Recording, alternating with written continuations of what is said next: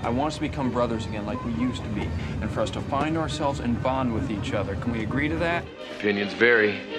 Welcome to Three Brothers Filmcast, a monthly roundtable podcast where the brothers behind threebrothersfilm.com have substantial, nuanced conversations about film. I'm Anton Bergstrom, and I'm here with my brothers, Anders And Aaron? My last name is the same as my brother's. and this month we're talking about Park Chan-wook's Decision to Leave, the latest psychological thriller from the South Korean master. But first, thank you for listening. If you like the show and have not yet done so, please rate and review and share on social media. Also, follow us on Facebook and Twitter, and subscribe to our YouTube channel. Aaron recently posted a short video introduction to the films of James Cameron, launching our James Cameron retrospective.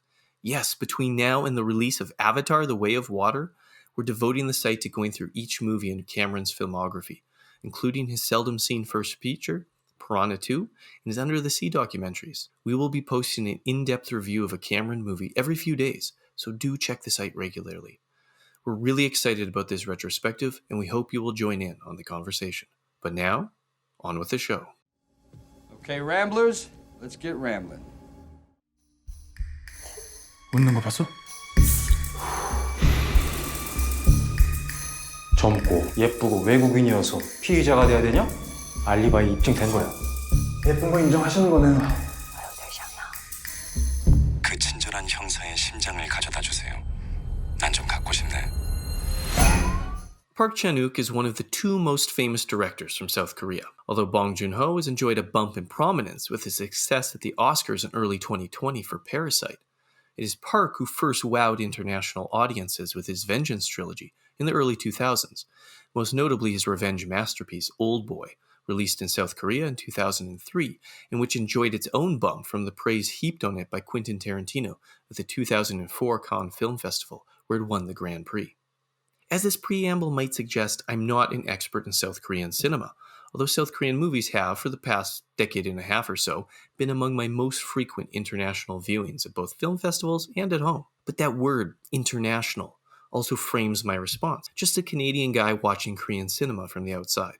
Although, it's probably worth saying I have lived a year in South Korea teaching English, and I've admired Korean cinema from its quote-unquote new wave to its current global cultural tsunami, which reached new heights after Parasite's big win and SQUID GAME's phenomenal performance on streaming. Decision to Leave, Park's latest success, for which he won Best Director at the Cannes Film Festival earlier this year, and which is South Korea's submission to the Academy Awards this year, is a fascinating spiral of a movie. In brief, it's about a detective who becomes infatuated with the prime suspect in a murder case, which saw a retired immigration officer plummet off a mountain. As the plot spirals back to dealing with Sure, the woman suspect, Decision to Leave circles back on previous themes and motifs in Park's own movies, as well as other works in film history, most notably Alfred Hitchcock's masterpiece, Vertigo. Vertigo, after all, is the most famous spiral movie of all. Critics have long discussed how the film loops back over itself during the second half. Halfway through that movie, Scotty believes that Madeline has died, and we jump forward in time only for Scotty to fixate on a new woman who strangely looks like and reminds him of Madeline. The spiral image, which features famously in the opening credits for Vertigo and on its original poster, indicates how Vertigo fixates on previous elements within its own plot, while at the same time those patterns also underlie and propel the narrative dynamics going forward. Now, Park is known for his interest in Western films and art. He said that Vertigo inspired him to become a filmmaker, and he made an English-language movie, Stoker, in 2013. The title, Stoker, calls to mind the author of Dracula, Bram Stoker, but that film also is deeply indebted to Hitchcock's Shadow of a Doubt, with Matthew Good in the film playing another Uncle Charlie. At the same time, Park is deeply attentive to the history of the Korean nation, as we see in his brilliant thriller about the North-South Divide, Joint Security Area, from 2000.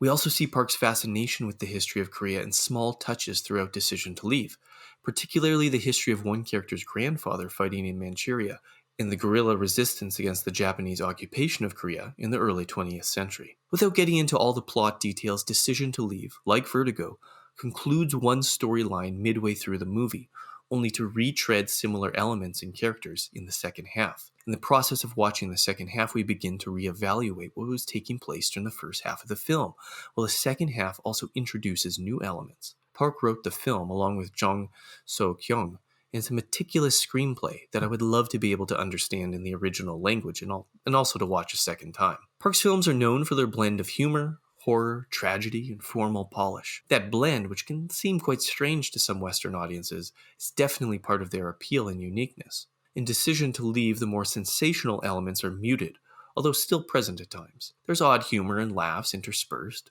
as well as a few moments of brutal violence, but not full-on gore and horror. Tragic and melodramatic elements are strongest here, and those elements of the film even seem to be evoking the Korean dramas, so popular today around the globe, that play a role in one character's daily watching habits in the film. Soo-rae's eventual choice is not only to affix herself permanently into the psyche of her detective beloved, but also to make their story one of absurd, never-ending mystery and drama. Their show, in her mind, will never have a neat conclusion.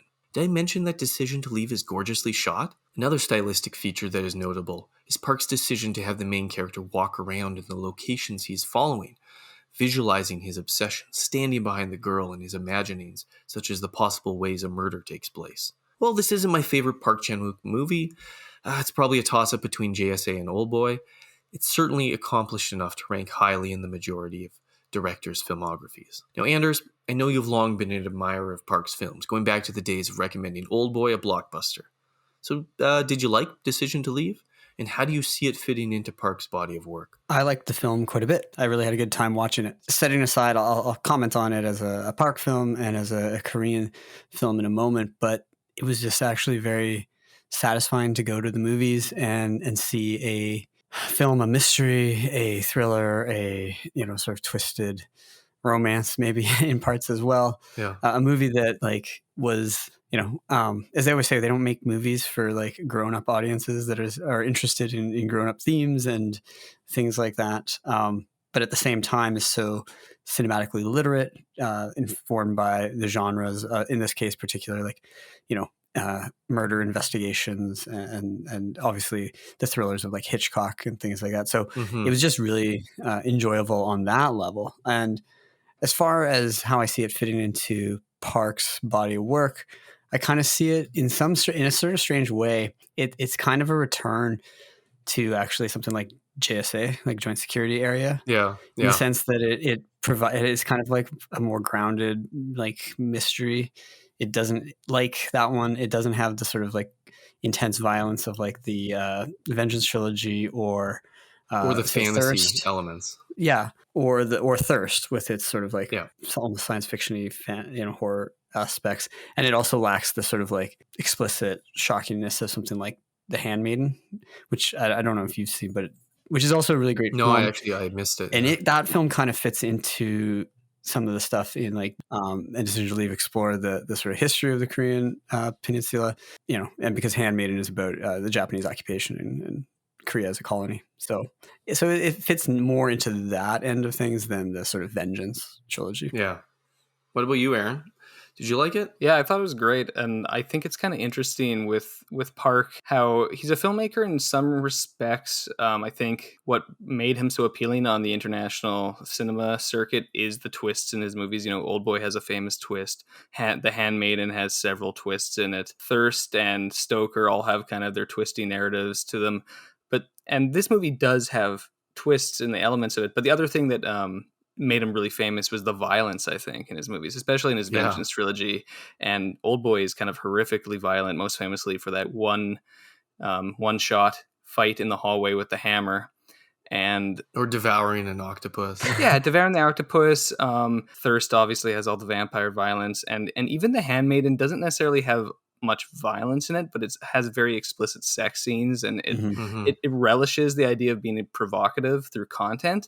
And this movie, despite a few scenes that I think will give you a bit pause, it's actually quite tastefully restrained to a point which was almost shocking to me for Park. And it seems, there's this talk with some of Tarantino's later films, right, especially with Once Upon a Time in Hollywood, where the kind of provocateur of his youth or his earlier, filmmaking days seems to have receded to a more mature approach to, there's little punctuations of violence, but he's much more confident in actually just allowing the story and the characters to carry it through. And I feel like Park is maybe entering that stage with this movie, which there was teased with The Handmaiden, but I think is really coming through now. Yeah. Do you think that, just to draw on that the more mature style adds, and that what you say, the punctuation of like explicit or violent material lends it a like sort of more sometimes intensity? Yeah, in some respects. I mean, I think it's hard to top some of the scenes in Oldboy or Sympathy for Mr. Vengeance or The Handmaiden in terms of intensity. But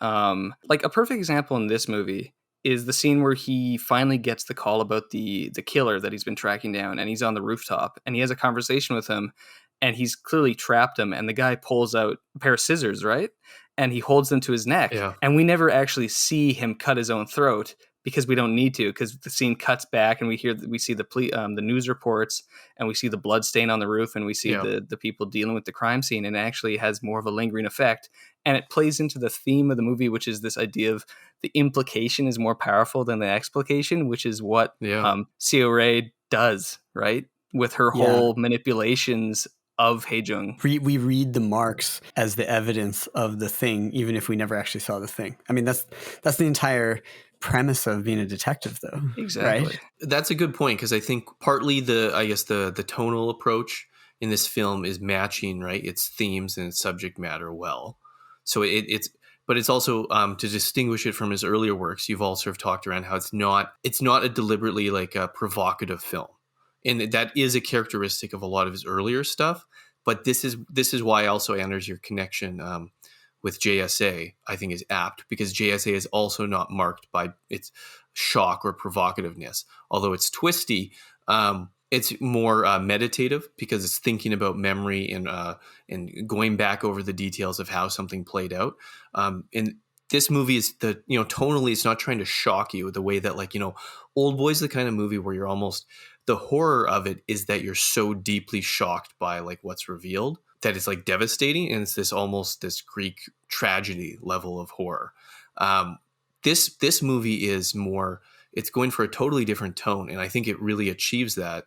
And it's meditative, it's hypnotic, and you're right that it's built on that the hint, the implication, right, is more powerful, and he's really working out how that stimulates the audience by never, like, there's not actually that many times where it's clearly laid out what has even happened, which I think, there's the language barrier, but there's also the fact that, like, it is a movie that's not directly just like spitting out the twist. No, that I think when you're watching it, you're like, like that's what's going on. Like, it sort of slowly dawns at times. Yeah, don't watch this movie with your friend who always was like asking you, what did I miss something? Yeah. What just happened? And be Who's like, this? well, Who's this? actually, if you just let it play out, you don't know yet.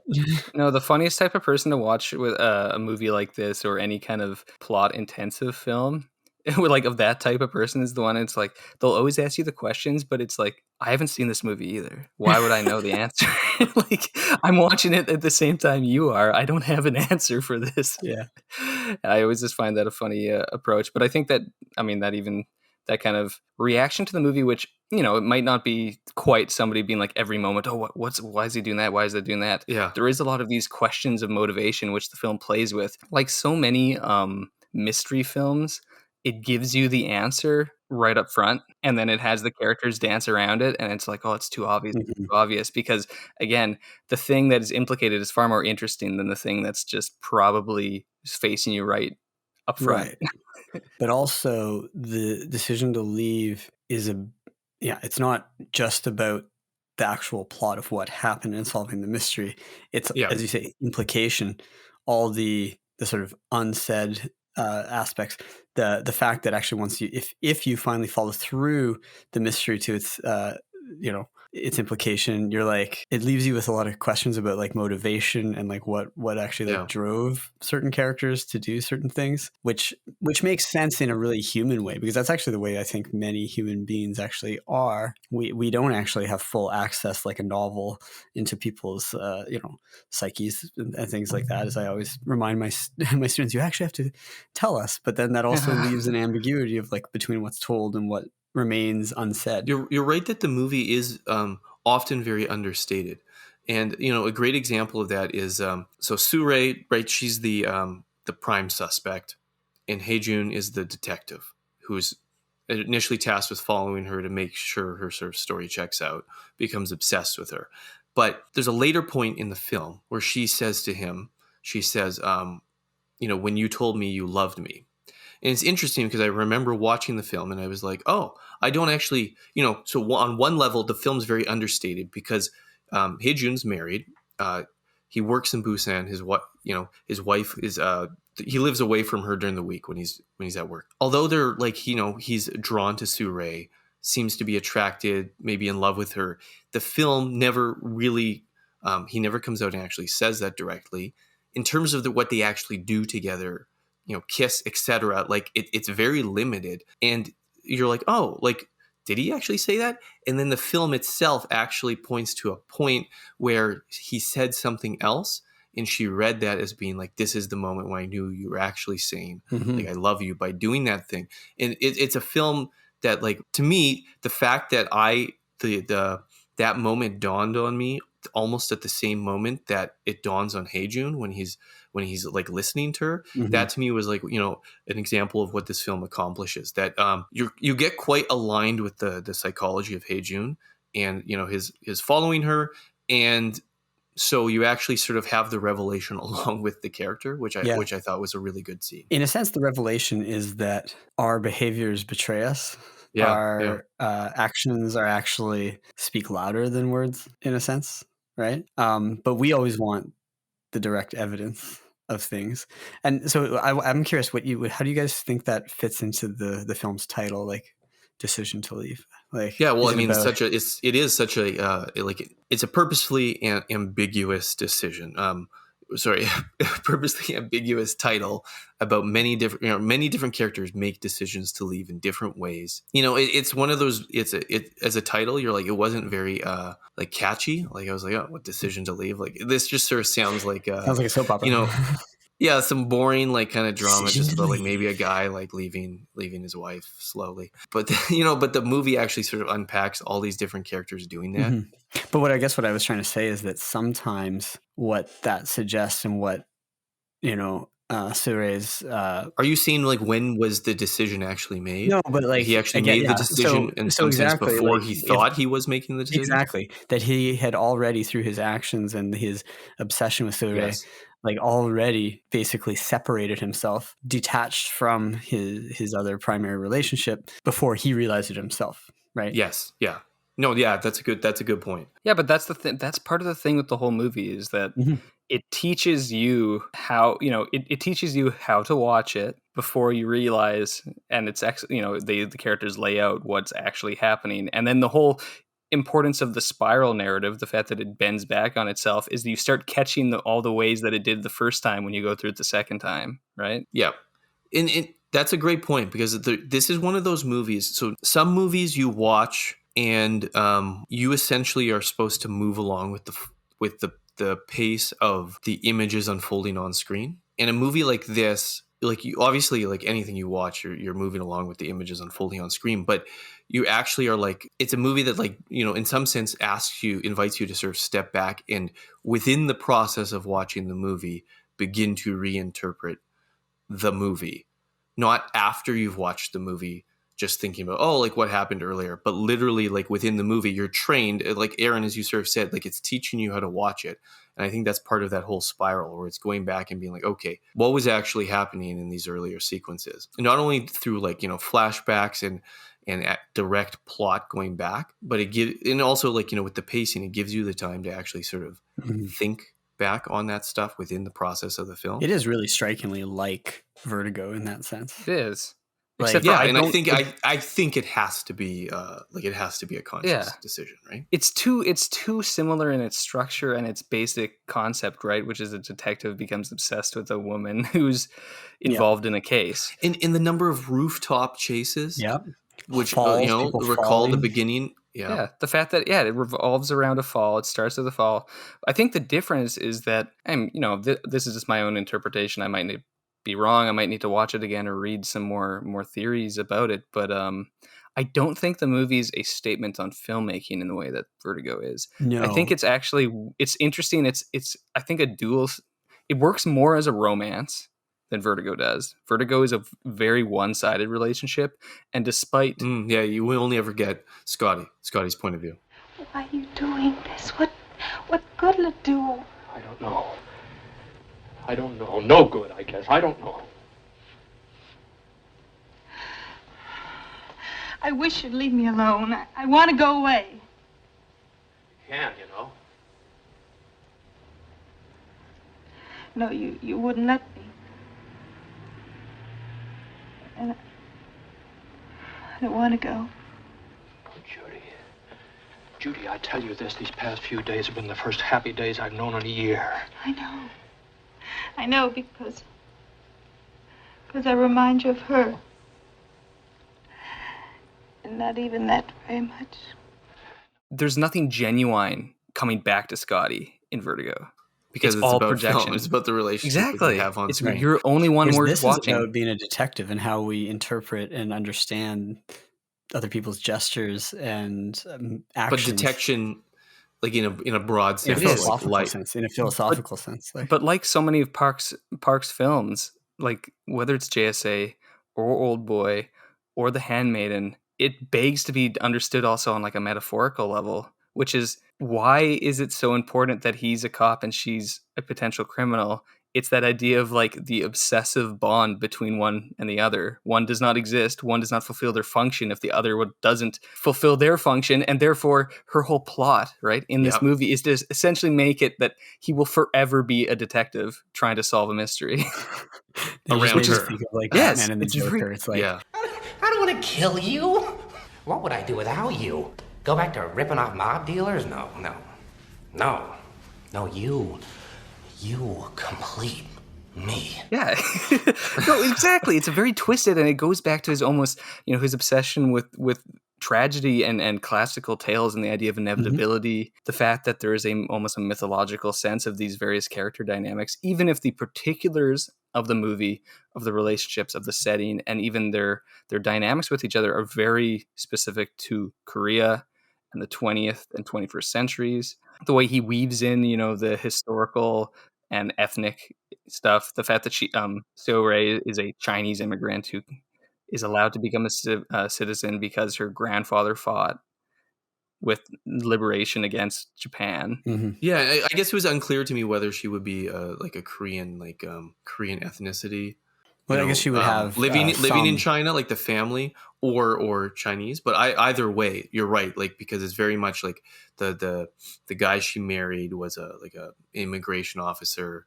She was it wasn't like a shipwreck, but basically it was like human smuggling, human trafficking. Yeah. She was discovered, and then she was able to escape because of this historical link. Yeah, and she's trying to claim her mountain. Her grandfather says that there's a mountain which is hers that she should claim. Like, so a literal piece of the land. Yeah, well, but I think there is a lot. Like, it's a subtle film. It's a complicated film. It's a very rewarding movie, but I don't think it is the type of movie that I think a person who just casually watches movies might be a little bit lost at, even if they would enjoy the style and I think the mystery of the narrative and the tension, romantic tension between the two characters, which I think we have to talk about at some point. But I just think it's interesting how Park, and it's instructive to learn how to read this movie by, I think, going back to his past movies, right? Because so JSA, you explicitly have characters North, South Korea, and they are stand-ins for types of people that define those cultures, right? Like there's the peasant, and there's like the kind of rich young man who from a well-to-do family who becomes a cop, and they're all drawn to this point, and you learn about how their family histories inform the relationship and their ability and inability, right, to actually heal that divide. And The Handmaiden is very much like, you have the Japanese occupier, you have the Korean person working with the occupiers, and then you have the Korean infiltrator, right, like the resistance, and the idea that only the two Koreans together can the two subjugated ones can overcome the other. But it's constantly, the dynamics are not clean because they're constantly against each other and being flipped around and so forth. And so with this movie, it's like, okay, one's cop, one's criminal, potentially, one's man, one's woman, one is a a Korean, one is an immigrant, one's a like a powerful individual, one's an abused victim. It's just there's so many different dynamics going on here, and I feel like all those things tell us something about the this larger message he's trying to get across about what makes people drawn to each other and what binds individuals or people on a larger sense. Mm-hmm. Like I think he's making some comment about Korea. Yeah, there's a consistently people. in those three films that you mentioned, JSA, The Handmaiden, and this one, a complication and a reminder of the Korea as a people who are split between themselves, but not in any kind of essential sense that are like an accident of history and things like that, right? There is that, and this need for like working together. And I think for maybe many of us who might not know much about the history of like North and South Korea, even the fact that like, many members of the People's Liberation Army in Manchuria would have stayed with the become members of the People's Republic of China. That kind of stuff, and yet they were hailed as heroes who fought against the Japanese oppressors. It's complicated in the way it complicates and goes against the sort of simple narratives that we're told about the Cold War and things from our, perspective. So, and then for Korea, it's not nearly as neat and tidy as that. Do you see that in the films? I don't know. No, I do, but I'm just trying to unpack because it's a movie that I've only seen it once. I think both of you guys have only seen it once. Yeah. So I don't have an answer to all the actual things going on here. I just know it's more just noting like themes and motifs. I don't have it's not an answer. It's just, I think it's something for if anyone is watching it and has that, is equipped with that ahead of time, they might get something more out of those. It's just a very provocative movie, I think, in certain ways, which, goes back to my earlier comment that it's, even though it's quite implicit in its content, there's a lot going on in this film. Provocative in the, it provokes thought and attention, but not in a sensational way. But like even on a stylistic level, the stuff that, so you noted, Anton, how, there's scenes where we see him entering the crime scene. We see him imagining what might have happened. We see him inside the room when he's watching her with Monday Granny, right? So he's monitoring her from outside from the car, looking through the window, and then you get a sequence where he's walking around inside, imagining. Just so if you haven't seen the movie, that gives you a visual. So I think that's really important, that stylistically and the cinematography in this film is actually like really, really interesting. There's a few shots that I've seen clips shared after the fact as well to remind me, like where he'll do things like, a shot through a mirror then becomes the actual shot. So like he'll be watching Sure through the mirror, but then we cut. It never doesn't cut away. We just move in, and now we're in the space, right? So it is unifying through the camera, the transcending the space and the distance between the watcher and the person being watched in all kinds of ways that are actually like really like cool camera moves and things, or like car driving and then you looking, or the interrogation scenes where he has how many different versions of the screens mirroring each other and flipping. Exactly. Like you're seeing literally three versions of her and three versions of him in the same frame. So I guess what I'm trying to say is that like I agree with everything Anton said in the intro, but I think that might be, for someone who hasn't seen it, like undersells how like formally cool and like interesting the film is in a lot of ways. It's not just like classically composed and beautiful, which it is at moments, but it's actually like one of those things that film nerds will analyze for the next few years kind of thing. But also how the edit actually like it interweaves scenes don't end and start. They're like interwoven with each other. Mm-hmm. And there's always like one will blend into the next by the way that the edit actually like jumps back and forth, because we're basically whatever the emotional sway of Hae-jun is like carrying us into the next, following the clue, following the emotional path, which draws us into the next scene. And it's very it's almost like an intoxicating way of structuring a movie, because it like pulls you in super tight, right? And then it unleashes and uncoils at the end. So in terms of like basic dramatic tension, it's a very tense movie, despite there only being a few chase scenes or action or whatnot. Yeah, the camera does sort of there's a lot of movement, and it sort of keeps you intrigued just through sort of the camera movements. But now I'm sort of all this talk about sort of the camera work. I am wondering how much this movie is like. It's too easy to reduce every movie to a movie about movies. Yeah. But like, so like you have a character, Hae-jun, who obsesses with the person he has to watch. He's trying to sort out what is going on in her, what is her story. And there is that element of like the movie where it's like Sure like watches like these Korean dramas before bed, or like when she's like having her dinner, he notices this. There's later comments that like the town they moved to, Ippo, with this nuclear reactor, is sort of famous because it features in like one of these episodes of like a Korean drama that's very tense. And then you notice that Hae-jun, when he moves away from Busan and like his detective work to work only in Ippo, like the smaller town outside the, like Busan's sort of like a coastal city in the south. So he's going to sort of a smaller city to be with his wife in the second half. And he describes how depressed he is, like how he has no enjoyment in life in his real life. And this is the thing that I'm like, I don't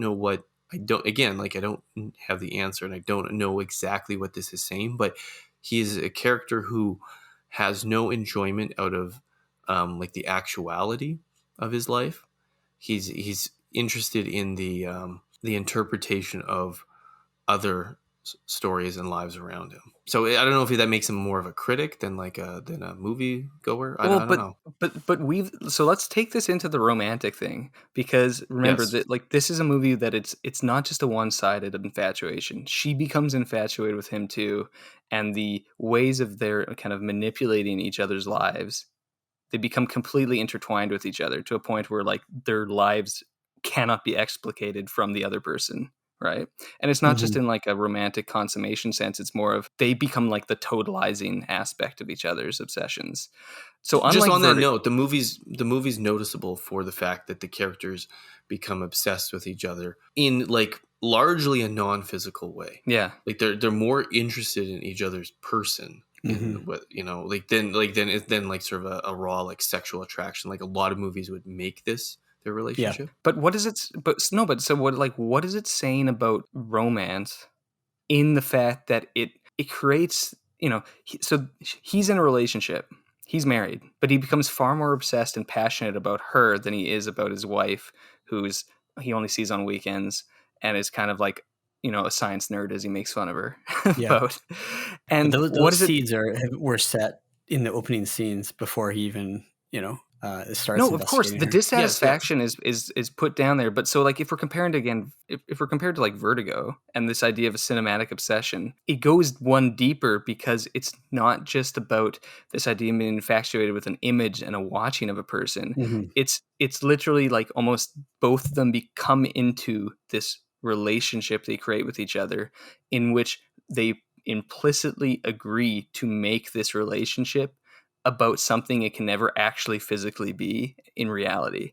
It will, and she takes it one step further. Like, maybe we actually should just talk about the twist or the finale stuff now. So if you haven't actually watched this movie yet and you've gotten 30 minutes in or so, maybe you should probably watch the movie and then come back to this point. And circle back. Yeah.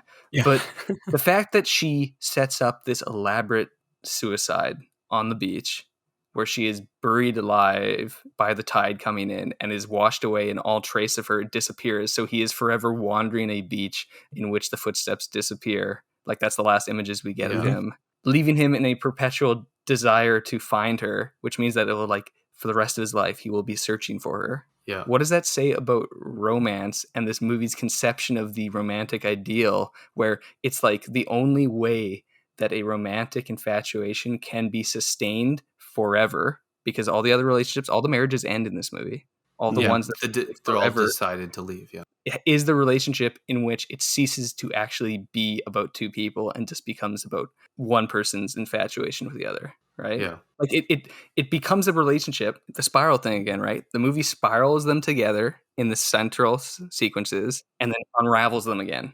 And when it unravels fully, Sure is gone. It suggests that the romantic infatuation sort of can never be fulfilled, and that it's like once it settles into that, it would become something else. So if you want to maintain that one connection, that one relationship, it has to be like strung out without the possibility of fulfillment, in a sense. It's Yeah. almost Yeah, like Anton as a medieval, someone who's interested in medieval things. It's almost a kind of chivalry, courtly love, chivalry, or even like Petrarchan, like unattainable, like there's definitely something about whether it, so again, like it's not interested in the the sexual physical side of like consummation, but there's a sense that it's interested in how the attraction to someone else and also kind of to like their unknown story is like desirable in and of itself for some people. Mm-hmm. Like because the interesting thing is not that it's that before you get to know the person, and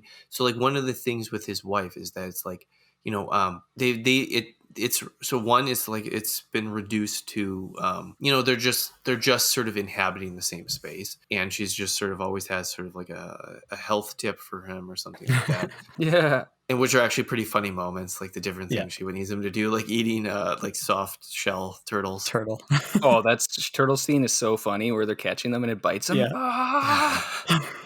So that was one of the more like silly moments in the movie. This movie's actually really funny in moments. Like it's got some really good jokes. I found the whole sushi scene hilarious, but yes, that's great with the why does he get the fancy sushi?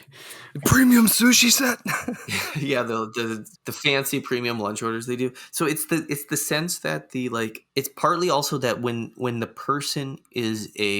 other person you're attracted to is a still like kind of like a puzzle, that there's still somewhat of a mystery, that like that's part of the appeal. Yeah, it's actually a very like it's the movie is not, I think, as outwardly tragic as some of his other films, but it does have that like tragic fatalism at the end, which I think is a through line in all of his movies. There seems some the one thing I want characters to clarify doomed. though is, and this might act as a kind of jumping off point comment on some other elements of the film, is it's not necessarily like a sexual infatuation, but there is an attention to like the physical behaviors and even the physical characteristics of a person, right? Yes. Like, so really, I shouldn't say how physical, they dress, I should say how erotic is I think there is something, especially there's physical sides that they're interested in, for sure. Yeah, and I think the casting of Tong Wei, who is a very striking woman in the role, is really important too. Yeah. She's very kind of like unique looking, but she's like also noted for her like being good looking, but also being like an actress who takes on like daring roles and things like that, right? Well, even within the setting of the film, right? She's exotic because she's not Korean, and so there's an exoticism for his obsession with her. But then I like the two performances by Tong Wei and Park Hae-il. It's kind of subtle, and again, I have to watch it again to really prove some of this stuff. But I got the sense that the more time they spend with each other, they start to pick up on each other's like physical characteristics and their tics, and they start to almost mirror each other in the way that they present and hold themselves on film. Like and you get these little things where the one character does it and the other character starts doing it. Like he's always got hand cream or lip balm, and she starts using it as the movie goes on. The scene with the sushi, which is very funny, it's during an interrogation scene, and so he's interrogating her, and it's going late in the evening, and he orders a meal, and so earlier he warns his younger partner, get the cheap. I'm not paying for the expensive food. Get something cheap. And then so when it's time for him to buy dinner for him and Sure, it's the premium sushi set. And they both kind of sit down across from each other with their trays, and they both eat very orderly, almost like a mirror. They mirror each other as they eat. And then when they're cleaning up, they kind of absolutely snap into this like function where they're both wiping it at the same time, clearing it, stacking it. And it's like this cohesive unit between the two. And the two other officers who are watching are noticing the fact that, not just the fact that it's a premium sushi, but there's almost an erotic energy in the fact that they're cleaning up and eating together. And this is borne out in other scenes about food, like the notable scene where he makes the fried rice, right? Yeah, when he makes her fried rice. He makes her Chinese food. Yeah. And he also does... Is this Chinese food? After the sushi scene, I think it's after the sushi scene, they go brush, like he brushes his teeth. He's very like clean, orderly, but then like, and even the way like he is very intent on her having to brush the teeth. Again, you're right. There is like I guess there is sort of an erotic element almost to like the tooth brushing. Like there is. Yeah. But then it's funny also because then the movie, in its mirroring of itself within its own structure and its own narrative, when it repeats certain of these things, the differences speak to where the characters are at. So when she inserts her way back into his life, when she moves to Ipoh, when she's got got a new husband, when she kind of manufactures a second dead husband to force him into a new mystery. To, you know, it's like, you got to be obsessed with me again because this isn't working right now. And now she's the driver of the relationship, not him. There's a scene where he's interrogating her again, and she's just kind of given this corn dog with a from like a mini mart or something, and it's just in such stark contrast to the sushi set earlier. And the shot lingers on it. Deep fried rice hot dogs. Oh, Chun Chung. Yeah, Chun Chung's amazing. This is sponsored by Chun Chung. Yeah, deep fried rice hot dogs. I think it's interesting that you mentioned like his like fastidiousness and like the lotion and things like that. Because the funny thing is like I just realized that in Memories of Murder, he plays the third suspect with the soft hands. Yeah. And she's also, you know, in Lust Caution, she's this object of like erotic energy and like a spy and things like that, right? So there's like they're sort of drawing, like there's that sort of like drawing on cinematic knowledge that informs the cast. You know, it's, I think what good directors do is like you cast people who bring some of those, just even if it's just subtle things that not everyone's going to remember, but like it informs the character and the performance in a lot of ways. So in terms of like we've talked a lot about you know, different potential interpretations of the film, what's going on in it. I don't know if you guys want to open up a bit more to being like, how do you see this? Like we've talked a bit about like how we see this in comparison to some of his other films. I don't know if you have any other comments about like how you see this as a, you know, Park Chan-wook film. So like Aaron, you noticed like, you know, so it still has a tragic element. It might not be the same level of intensity, but that still seems to be there. We've talked about it having an interest in kind of like the history of the Korean nation. Even if it's on the sort of the fringes, that seems to inform different things within it. I don't know, like, I mean, where would you guys rank? Like, you know, I know it's one viewing, but like, where would you rank this?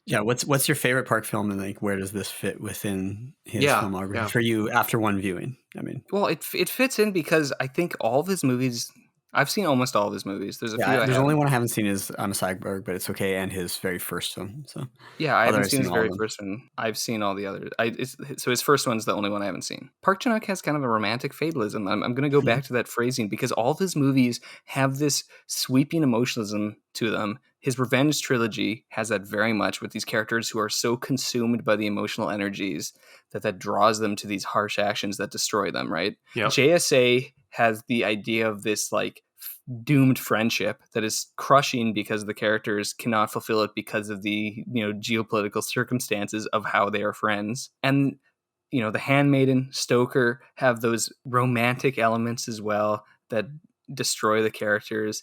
It's like this movie is so evidently a Park film from its tone and its approach to conventional genre elements in cinematic storytelling, whether it's a mystery, whether it's a romance, whether it's a thriller. So he's weaving all those things in, but making this kind of, you know, statement about humanity, about Korea, about human relationship that seems something that's a through line in all of his movies.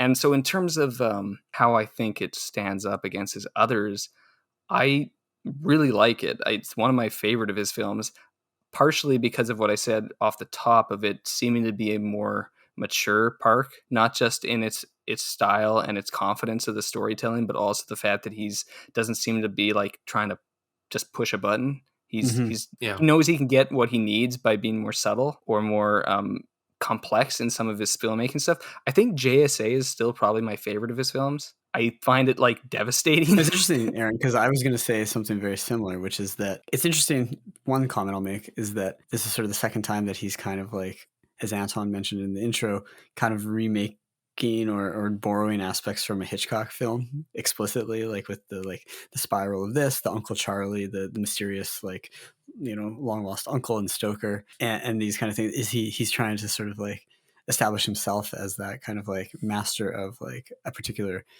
genre. And I think, you know, in the Korean context, that he is a master of that. And like you, Aaron, if I had to put, I like Decision to Leave quite a bit. I would rank it up near the top of his films because I also like kind of the his films that are actually a little bit more not the over the top violent ones. I mean, like Oldboy was the one that got me into Korean cinema and stuff like that, and I still, you know, admire a lot about that movie. Not one that I really want to watch an awful lot.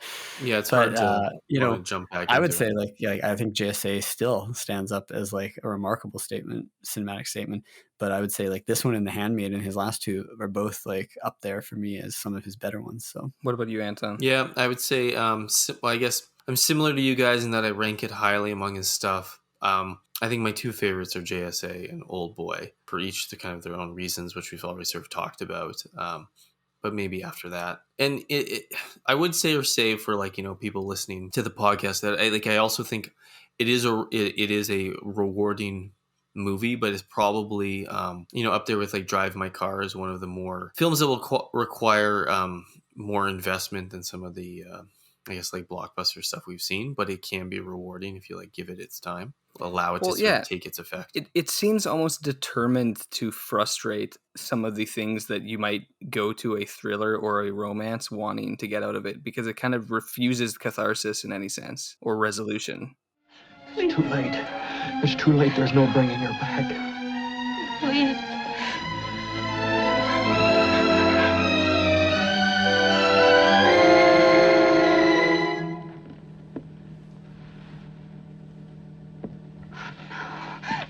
I heard voices.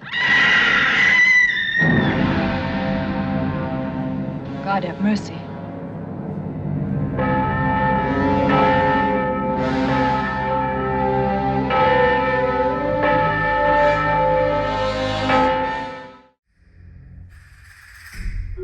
살인은 흡연과 같아서 처음만 어렵다.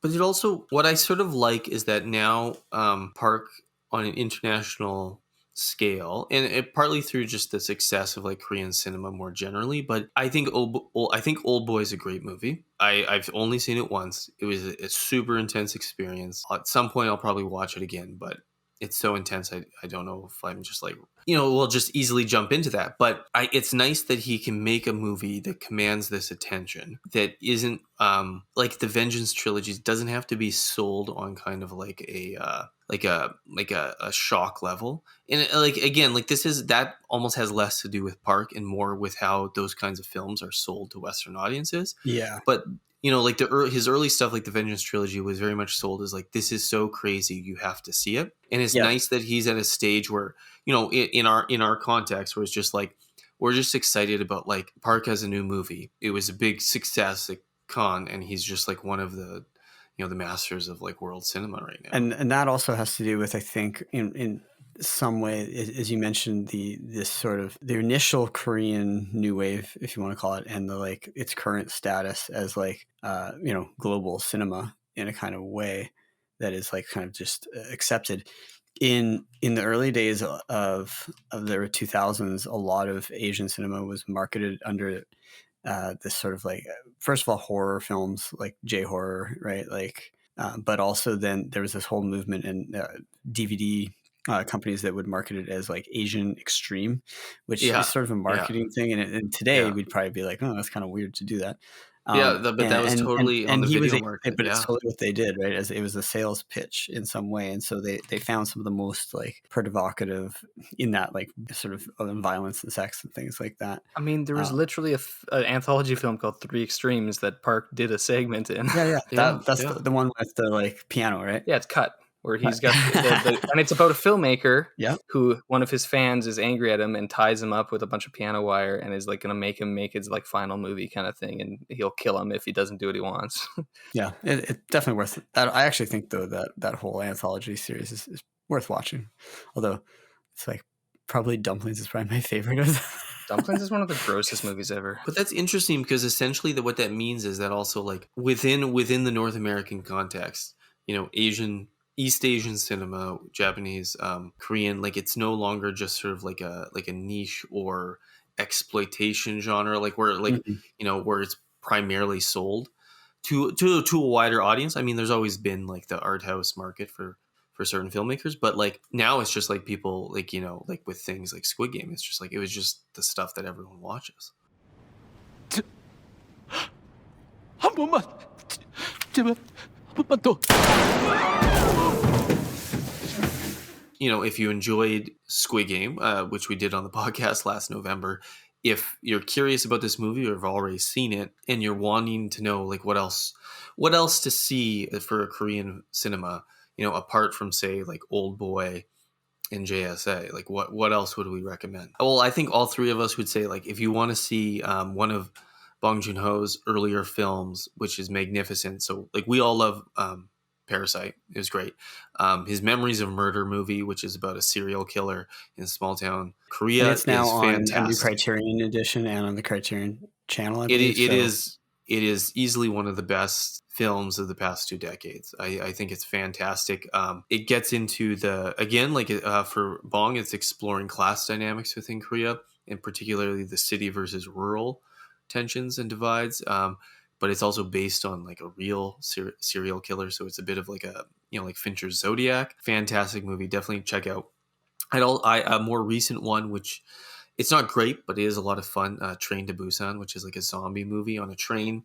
It's riding from Seoul in the north down to Busan, the city where this movie's set in the south, and with zombies. And it's actually one of the better recent zombie movies I've seen. Yeah, last Halloween, I finally caught up with Kim Ji-won's A Tale of Two Sisters, which is he's the guy who made I Saw the Devil and Good, the Bad, and the Weird and stuff. And that one is much more a sort of like a sort of creepy horror kind of, you know, in asylums and like ghosts and stuff like that. Okay, and the sort of like literal like you know a lot of we've talked a lot about and Anton, you've especially written about like prestige horror or, you know, elevated horror.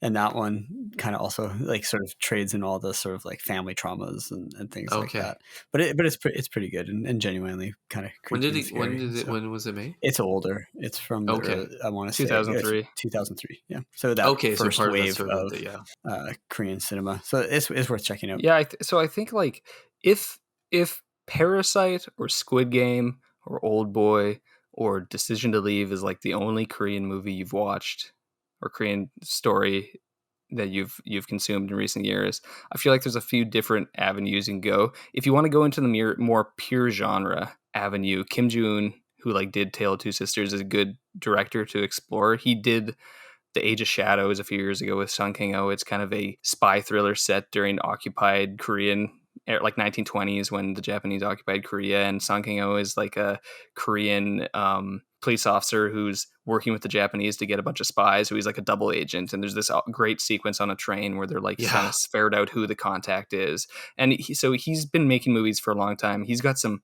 If you like Parasite a lot and you like Song Kang-ho, people are always like, oh yeah, you got to go back, watch The Host. You got to go back and watch Memories of Murder. Yeah, he's in those, but he's also in Kim Ji-woon's first couple movies, which one is called The Quiet Family, which has him and Choi Min-sik as these kind of adult sons in this it's an ensemble film where basically dead bodies keep showing up at this like guest house that this family runs, and it's kind of a black comedy, and they have to clean it up, and they realize that maybe this going to bring more people to come to stay in our guest house or less, like how can we play this? And then he also did this really goofy movie called The Foul King, where he's like a sad business salaryman who gets into luchador wrestling and he becomes the Foul King. Okay, I need to see that. And he kind of like discovers his inner hero. So those like Kim Ji-woon, I think, is very much more of the, you know, all new Korean cinema filmmakers are kind of known for their tonal dexterity. They were able to jump from scary to funny to goofy. The fact that like you'll have a slapstick sequence followed up by like nightmarish violence is a very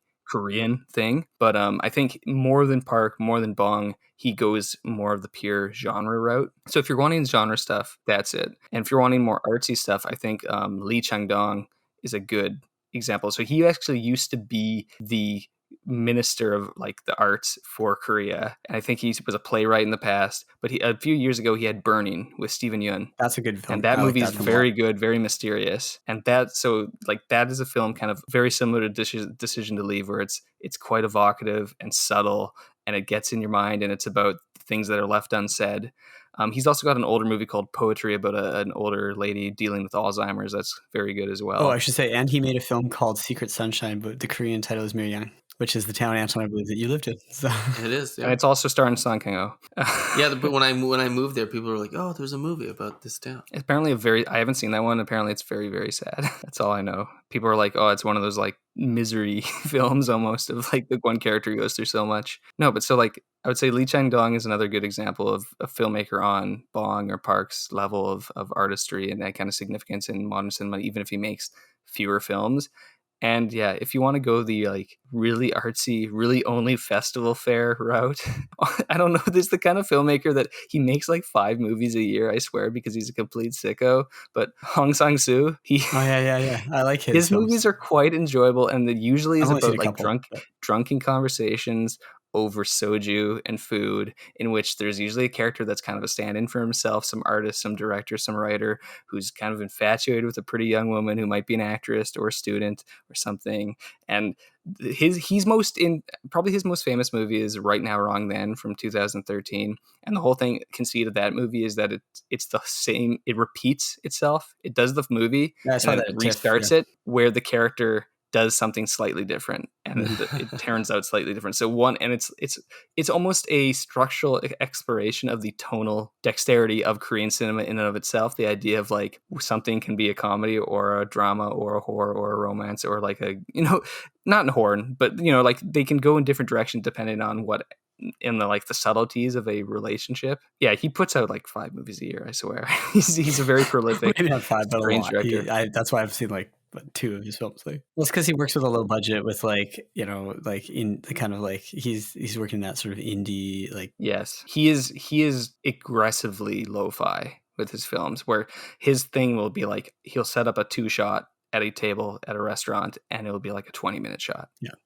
But there's something I find watching his films, I feel like I'm getting a little snapshot of like Korean life in a different kind of way than the sort of like manicure or like you're curated in like really like flashy way that some of the other big contemporary Korean directors do. So I appreciate it just for the contrast sometimes. Yeah.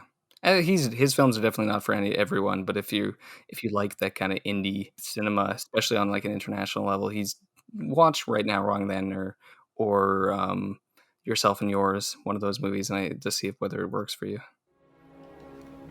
산 거 맞죠? 이제 잘라도 될까요?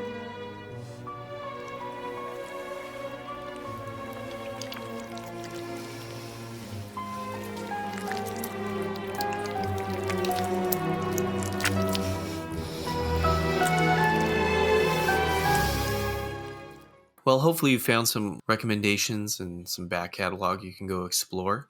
Thanks so much for listening, and we really hope you check out the James Cameron retrospective. Until next time.